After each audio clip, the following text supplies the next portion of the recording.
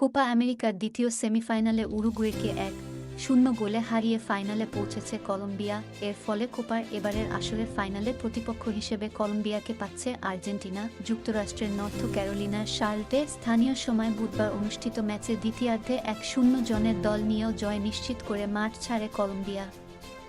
বার্তা সংস্থা রয়টার্সের প্রতিবেদনে জানানো হয়, কোপার ফাইনালের আগে অনুষ্ঠিত ম্যাচটি শেষ হয় কলম্বিয়ার সমর্থকদের সঙ্গে উরুগুয়ের ফুটবলারদের মুখোমুখি হওয়ার মধ্য দিয়ে। যুক্তরাষ্ট্রের নর্থ ক্যারোলিনার শার্লটে স্থানীয় সময় বুধবার অনুষ্ঠিত ম্যাচে দ্বিতীয়ার্ধে ১-০ জনের দল নিয়েও জয় নিশ্চিত করে মাঠ ছাড়ে কলম্বিয়া।